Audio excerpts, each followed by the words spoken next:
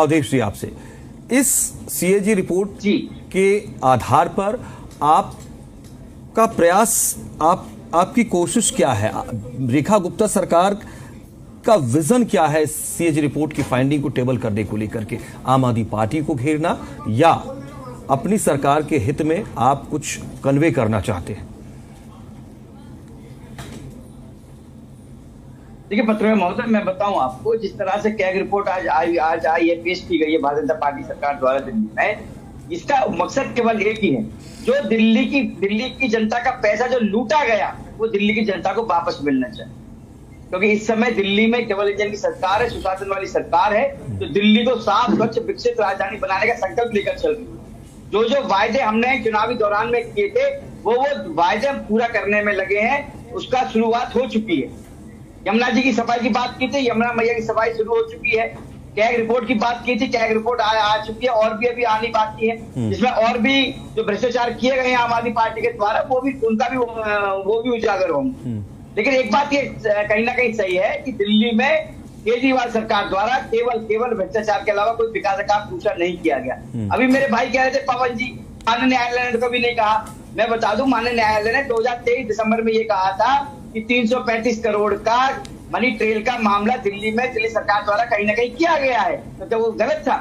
अगर इनके पक्ष में कोई सवाल आता है फैसला कोर्ट का तो ये कहते हैं सत्यमेव जयते, लड्डू बंटवाते हैं, ढोल पिटवाते हैं। लेकिन पवन जी सुनिए, अवधेश जी, पवन जी कह रहे हैं अपनी शराब नीति का हवाला देते हुए, भैया की पवन जी कह रहे हैं, एक सेकंड अवधेश जी, पवन जी ये भी डिमांड कर रहे हैं कि इस हमारी नीति को इंप्लीमेंट नहीं करने देने के पीछे एलजी, सीबीआई, ईडी भी जिम्मेदार है और इनको भी कटघरे में खड़ा किया जाना चाहिए। अगर आप भ्रष्टाचार के खिलाफ आवाज बुलंद कर रहे हैं, अगर इनकी डिमांड है, इनका आरोप है, तो क्या ऐसा संभव है? अच्छा, मैं इनकी बात को बड़ी कर देता हूँ। चलिए पवन जी, अच्छा मैं ये पूछना चाह रहा हूँ, जब ये शराब नीति बनाई जा रही थी, एक नई आबकारी लेकर आने वाले थे केजरीवाल जी, तो भाई एक बार आप मशवरा तो लेते अपनी कैबिनेट का, जो अधिकारी बैठे उनसे तो मुलाकात करते, उनसे तो बात करते कि भाई ये आबकारी नीति हम लेकर आ रहे हैं, क्या ये सही रहेगी दिल्ली के लिए?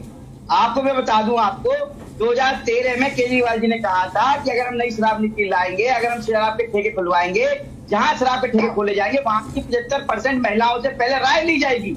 क्या केजरीवाल जी ने शराब ठेके खोलने से पहले वहां की 75% महिलाओं की राय ली जहां ठेके खोले दिल्ली में? बताएंगे पवन शर्मा जी? नहीं बता पाएंगे। क्यों? क्योंकि शराब नीति एकदम आनंद लाई गई थी। मैं बताता हूं पवन जी, शराब नीति जो लाई गई थी वो आनंद फानंद में लाई गई थी, किसी को बिना बताए। किसी को बताते 10 बातें उठती, वो शराब नीति नहीं आ पाती। जो उनके अपने दोस्त थे उनकी जेबें नहीं भर पाते, जो पैसा जो कमाना था वो नहीं कमा पाते। इसलिए इन्होंने आनंद में वो जो है एकदम जल्दबाजी में शराब नीति लेकर आए। कोरोना के समय में क्या किसी की नजरें भी नहीं पड़ेंगी? इनको ये अंदाजा नहीं था कि हो सकता है जांच भी बैठ जाए। कांग्रेस पार्टी ने उसकी पूरी शिकायत कर दी, वो उजागर कर दिया। अब ये कहते हैं भाजपा ने उजागर किया था। कांग्रेस पार्टी ने उस पर पूरी तरह से कार्रवाई शुरू करवाई। अरे भाई, कार्रवाई किसने की? न्यायपालिका ने की ना, भारतीय जनता पार्टी ने की नहीं थी। जब भाई चोर चोरी करेगा तो पुलिस तो पकड़ेगी, आज नहीं तो कल पकड़ेगी। ठीक है पवन जी, जो है रिपोर्ट से एक बात स्पष्ट हो चुकी है, घोटाला हुआ था। ठीक है अवधेश जी जरा पवन जी को मौका दीजिए। पवन जी, क्या जल्दबाजी हुई है और सीएजी रिपोर्ट्स के जो आए हैं उसके आधार पर ही? एक सेकंड, मैं भी पूछ, अवधेश जी मैं ही पूछ रहा हूँ, आपकी बात आरोप है, कंसर्न की कमी